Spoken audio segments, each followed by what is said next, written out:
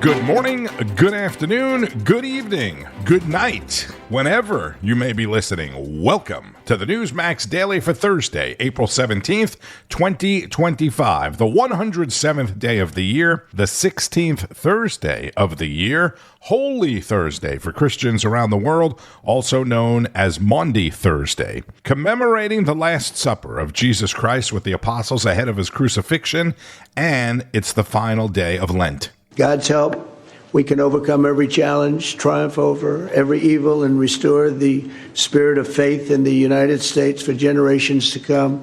So there's so much to celebrate this Easter. This is really, I hope, going to be one of the great Easters ever, because we have something going that I don't think this country has seen in 100 years. President Trump participating in last night's Easter prayer and dinner at the White House. Today is also the sixth day of the Jewish observance of Passover.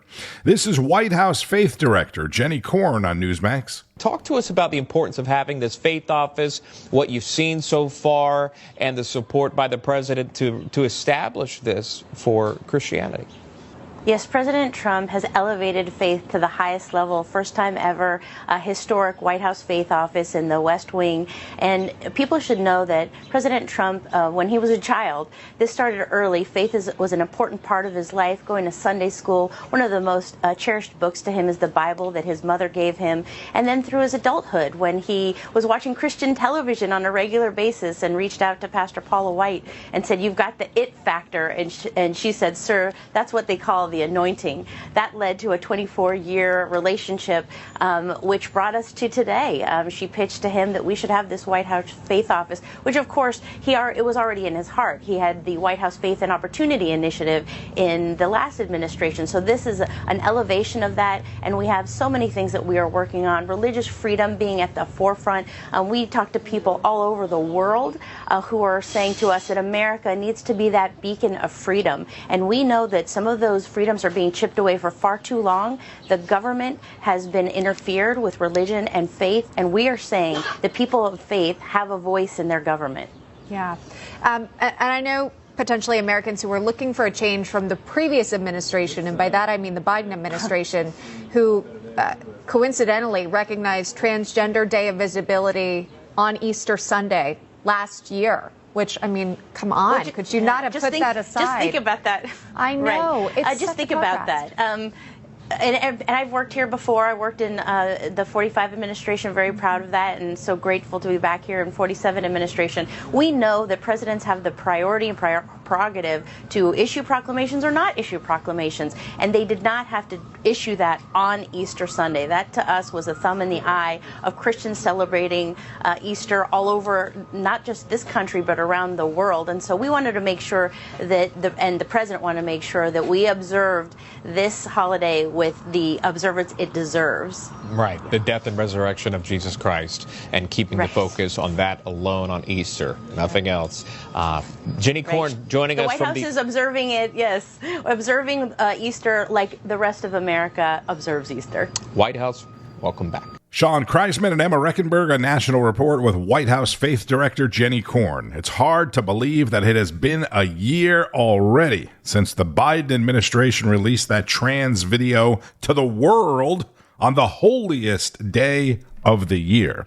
Today, Reverend Franklin Graham and the president's personal pastor, Paula White, the senior director of the Faith Office, held a service at the White House for White House staff. President Trump is hosting the president of the Italian Republic, Sergio Mattarella. Giorgia Meloni is the prime minister of Italy. The president of the republic is the head of state for the country and commander-in-chief. On a side note, Pope Francis, despite his health issues and delegating Holy Week duties to cardinals, is expected to preside over Easter Mass on Sunday, so that's good news. Secretary of State Marco Rubio and White House Special Envoy Steve Witkoff are in Paris today. They met with French President Macron about the war in Ukraine. And I know this is cliche and you hear it all the time. You just can't make this stuff up, right? But Attorney General Letitia James, the one who initiated the investigation against Donald Trump and the Trump Organization for allegedly overvaluing properties to help attain mortgages, is now being investigated for mortgage fraud herself. It's so rich. But first, Maryland Democratic Senator Chris Van Holland, who we talked a lot about yesterday, is now in El Salvador, where he was denied access to Kilmar Abrego Garcia, the illegal alien deported from the state of Maryland back to his home country of El Salvador. The goal of my visit is to talk to people here about the release of Kilmar Abrego Garcia. I told his wife and his family I would do everything possible to bring him home, and we're going to keep working at this until we're successful. Let's start it off with a fired-up Chris Salcedo. Well, let's review. Kilmar Abrego Garcia is a citizen of El Salvador. Abrego Garcia was an illegal alien in the United States without authorization. 2 judges have ruled that Abrego Garcia is likely a member of MS-13. The DHS Secretary Kristi Noem released this information, quote, "This was just one of those examples of an individual that is a MS-13 gang member, multiple charges and encounters with the individuals here, trafficking in his background. He was found with other MS-13 gang members, very dangerous person, and what the liberal left and fake news are doing to turn him into a media darling is sickening," end quote. This is the man who Democrats want to bring back. The Vice President of the United States tweeted out that he had a criminal record. That was a lie. They're just lying. They've gotten caught lying. They don't want to admit it. And they have an obligation to bring him home. Whose lying. Abrego Garcia is at the very least an illegal alien by any definition, a lawbreaker, a criminal.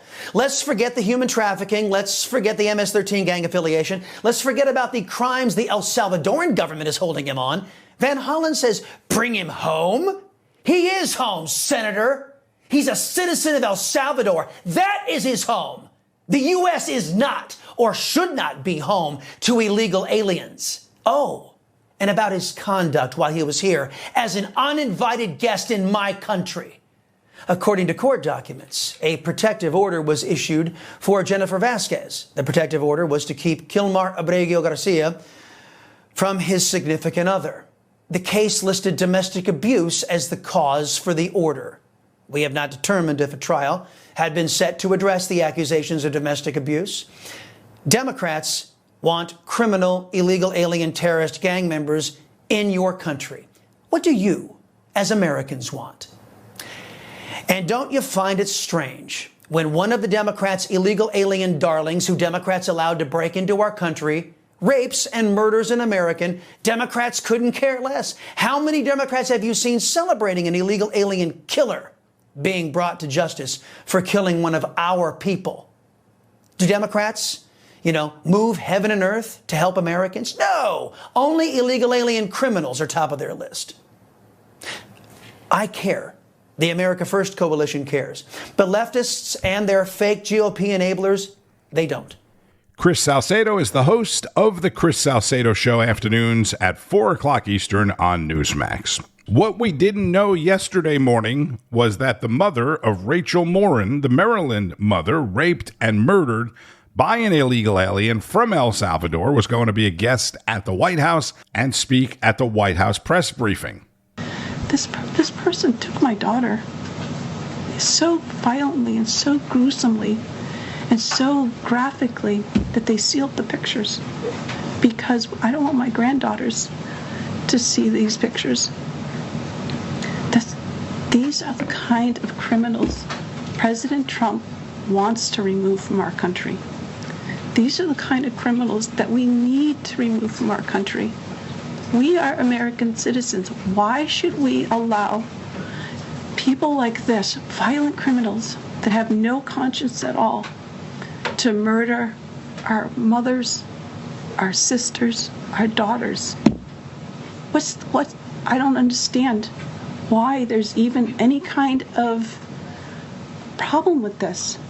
And it's not that it's political, like the left or the right, although I understand different parties have used it in the past. But we have to look at it as we are American citizens. We need to protect our families, our borders, our children. I don't care about politics. Well, I do, but I want to preserve life. And that's the only reason why I have taken and spoken about Rachel all this time. If you're a mother here in the room, can you imagine standing there alive? You're alive, and someone comes and puts their hands into your chest and rips out your heart? That's what it feels like. It feels like a part of you is being ripped out of you. You can't even describe the pain. Just like you can't describe to your husband what it feels like to carry a baby in your womb, or to feel those first kicks, or to know just intuitively if it's a boy or a girl. It's only a thing that a mother knows. Why are we not protecting the American citizens? It's just common sense. Why are we not protecting our children? And to have a senator from Maryland who didn't even acknowledge or barely acknowledged my daughter and the brutal death that she endured, leaving her 5 children without a mother and now a grandbaby without a grandmother, so that he can use my taxpayer money to fly to El Salvador to bring back someone that's not even an American citizen. Why does that person have more right than I do, or my daughter, or my grandchildren? I don't understand this. Thank you. That is Patricia Morin, the mother of Rachel Morin, in yesterday's White House news briefing. If you watched that entire briefing on Newsmax, it was horrific. It was very painful to listen to as she described the gruesome details of her daughter's death as she learned them mostly at the trial. This is Newsmax's Rob Finnerty. On the same day that Rachel Morin's killer, illegal alien Victor Martinez Hernandez, was found guilty on all 4 counts of kidnapping, raping, and then murdering an innocent mother of 5 children who will never have their mom again. It took the jury just 46 minutes. Rachel Morin, who was from Maryland, on the same day that her killer, that man, was found guilty of murder, the senior senator from her state, Maryland, Chris Van Holland, who I'm sure you've never heard of before, said this. If I don't hear from him and Abrego Garcia is not quickly returned, I do intend to go to El Salvador this week to show solidarity with his family. Meaning on the same day that Rachel Morin's killer was found guilty, the most senior politician from her state went on CNN and said that he was going to fly to El Salvador to show solidarity with Kilmar Abrego Garcia, another illegal alien who was just deported from Maryland to El Salvador. He didn't go to visit Rachel Morin's grave today. He's not going to be spending Easter with her 5 kids this weekend in solidarity.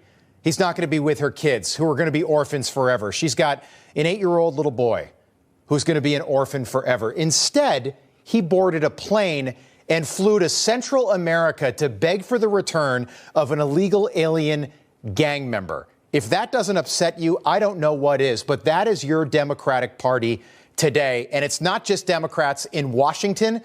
Democrats in the media are just as lost, and they can't seem to understand why an illegal alien, a criminal, was sent back to where he came from. He doesn't get to stay here. He doesn't get to live here. He has no future here. He has no right to be here. He's an illegal alien. So when you keep saying return, because you've been spun up by the open borders advocates, you all seem to be operating under the illusion that he would be able to come to the United States and just continue to live here illegally. That's not an option available to him. His only choices in life are to live in El Salvador or to live in another country. That's it. There's no other option, legally or otherwise, because he came to our country illegally. Do you understand that? They don't understand that, but he's exactly right. That's Stephen Miller. I would say he's exactly right if he worked for Joe Biden, because he is correct. And what Democrats don't seem to get is that people like Kilmar Abrego Garcia and Rachel Morin's killer do not belong here.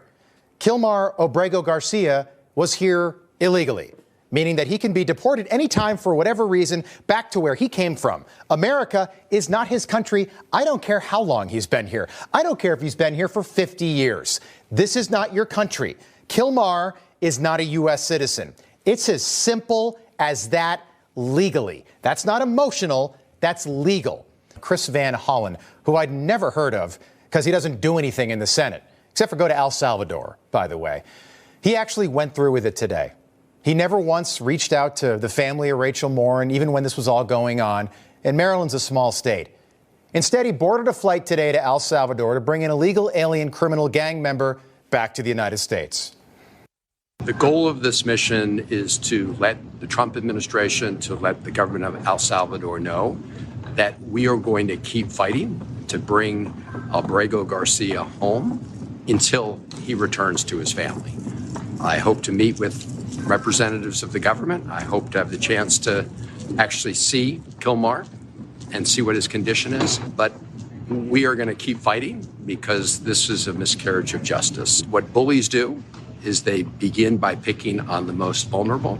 But if we get rid of the rule of law and due process in the United States, it's a short road from there to tyranny. Bullies pick on the most vulnerable. Let me take you through the most vulnerable. Rachel Morin, 37 years old, was out for a jog on a trail that she's been walking on with her mother for more than 20 years, just north of Baltimore, when that man right there, Victor Martinez Hernandez, jumped out of the woods, bashed her skull in with a stone, and then raped her as she died repeatedly, and then discarded her body in a ditch. But according to Senator Chris Van Holland, Rachel is not the most vulnerable among us. He cares more about illegal aliens like that right there than he does about the actual Americans who live in his state, and he proved that by his actions today. AOC just tweeted, Kilmar Abrego Garcia has been sitting in an El Salvador prison for over a month because the Trump administration made a mistake. If we allow Trump to violate Kilmar's rights, none of our rights are safe. Kilmar is all of us. He is not all of us. Kilmar is not me. He is not Jocelyn Nungary. He is not Laken Riley. He's not Rachel Morin. And he's not you either, because he's not an American citizen. Okay, he's an illegal alien. As I said yesterday, did Senator Van Holland ever go to Russia to try and bring home Americans, or go to Gaza to work on getting American hostages released?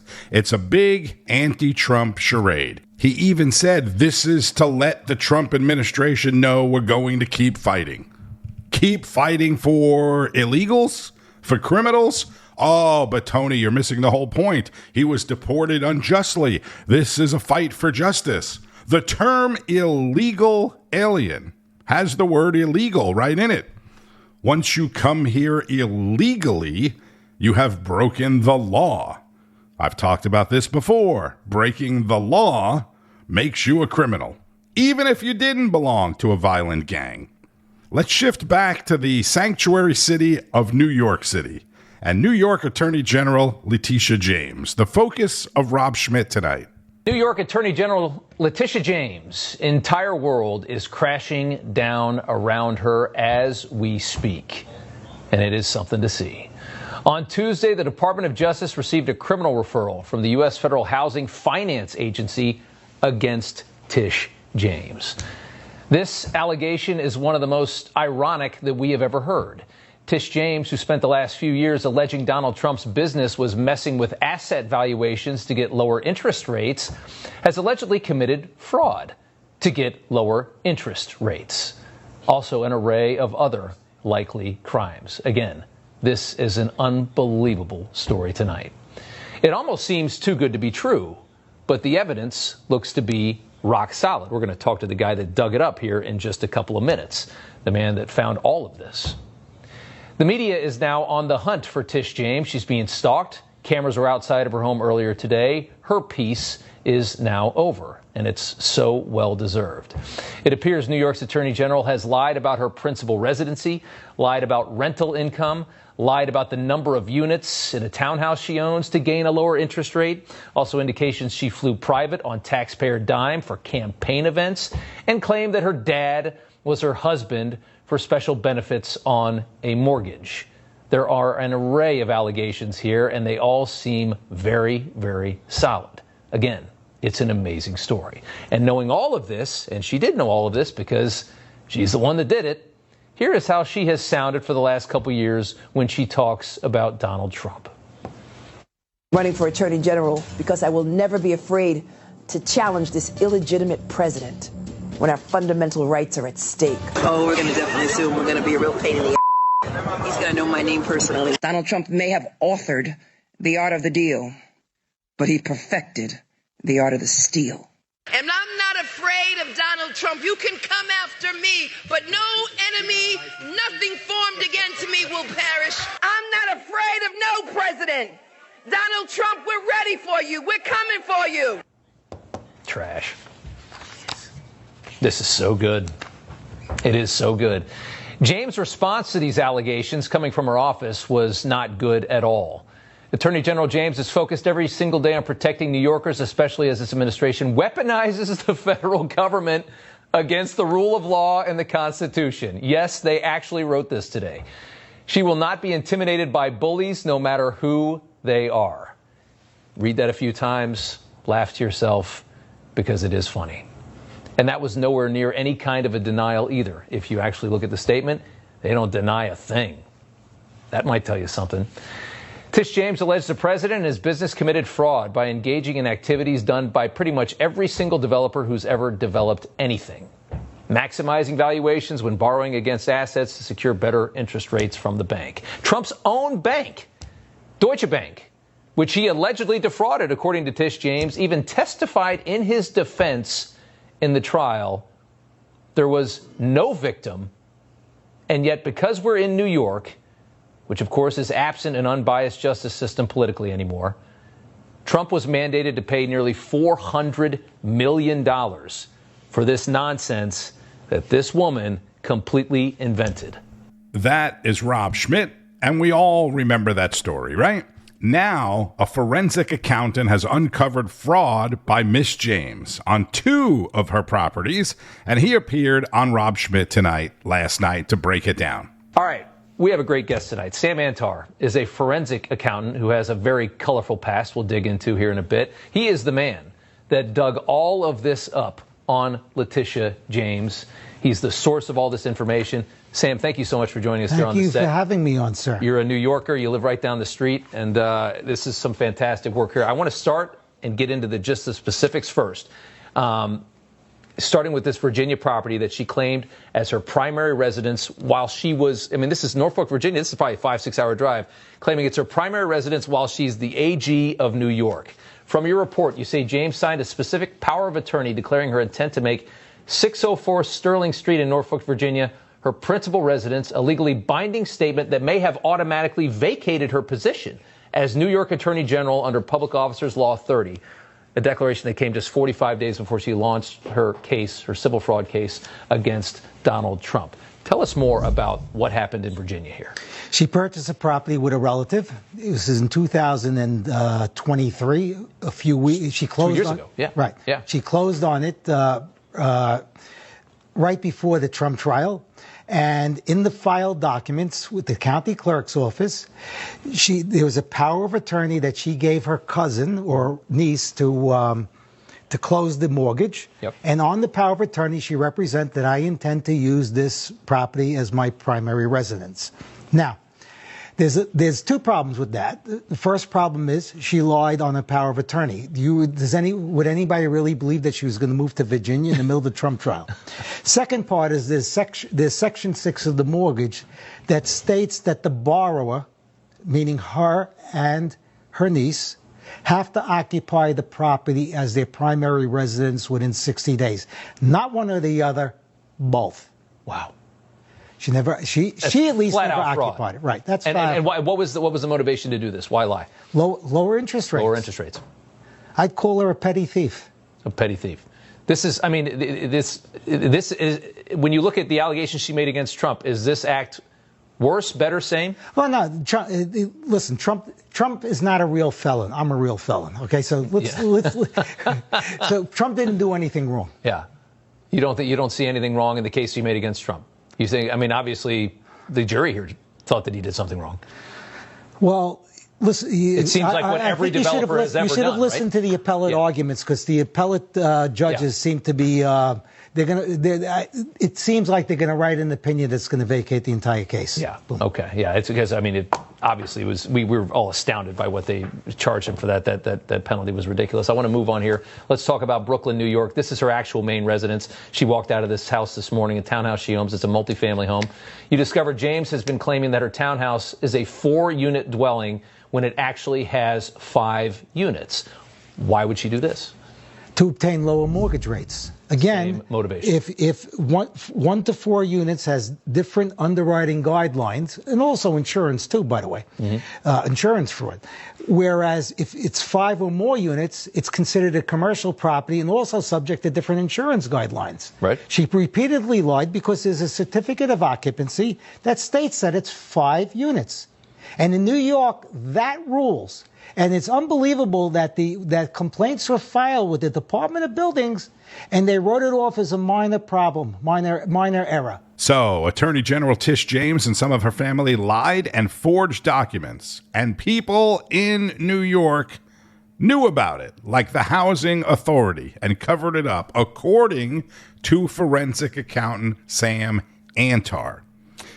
I grew up in New York. I worked in New York City. You've heard me say this before. It is one of, if not the most corrupt cities in the country.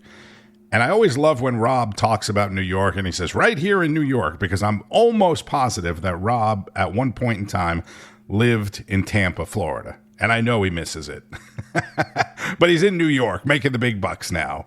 And how about Judge Boasberg of the District Court for the District of Columbia? He said Wednesday that there was probable cause the Trump administration engaged in criminal contempt of court for refusing to comply with his order to stop the administration's deportation of migrants under that Alien Enemies Act, saying the actions of the U.S. government, quote, demonstrate a willful disregard to his temporary restraining order, which he said is sufficient for the court to conclude that probable cause exists to find the government in criminal contempt. This is Greg Kelly.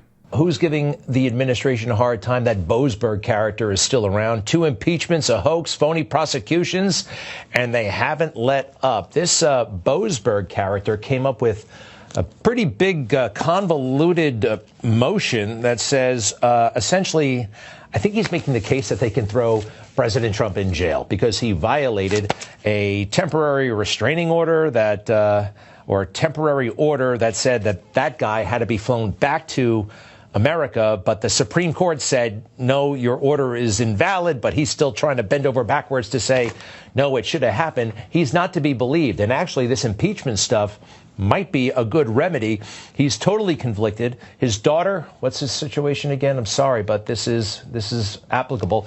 Daughter of Judge Boasberg works for the nonprofit Partners for Justice that gives criminal illegal migrants legal advice. You can do that, but I think you have to kind of, what's the word? Recuse yourself from the case.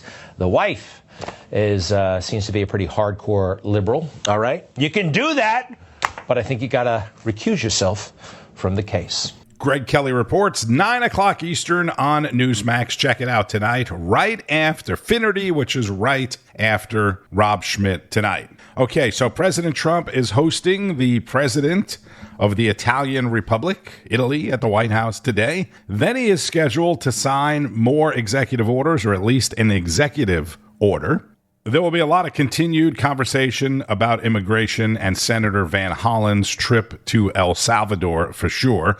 On Wall Street, stocks opened in the red with the Dow Jones Industrial Average down around 500 points. It's down a little more than that now. Bitcoin and other cryptocurrencies slightly green at the time of this recording. Bitcoin at 84,200. Netflix is reporting earnings after the bell today. That's not likely to make a difference on the stock market tomorrow, but historically makes a huge difference on Netflix stock if you happen to own that. Oh, and real quick, in sports, it's playoff time. And both the Stanley Cup champion Florida Panthers and former Stanley Cup champion Tampa Bay Lightning are in the NHL playoffs and will play each other in the first round. Even if you're not a hockey fan, if you don't watch hockey, you have to see at least one of those games. It's going to be intense is an understatement. And last night, the former world champion Miami Heat beat Chicago in the play-in round, so the Heat and the Orlando Magic are both in the NBA playoffs as well. Plus, there is no tax in Florida, and Ron DeSantis is the governor. Yeah.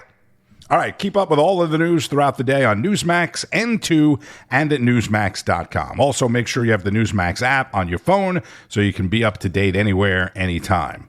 It all starts each and every morning, 6:30 with Wake Up America, followed by National Report, Bianca De La Garza, American Agenda, Carl Higbee, Greta, Rob Schmitt Tonight, Finnerty, Greg Kelly, and much, much more. I'm Tony Marino. Enjoy the rest of your Holy Thursday, your Passover. Have a blessed day. Thank you for listening, and keep on fighting the good fight. News breaks every minute, every day. You need the app, the Newsmax app. Find it free on your smartphone store. Then watch us anytime, anywhere. Information. Truth. Is freedom.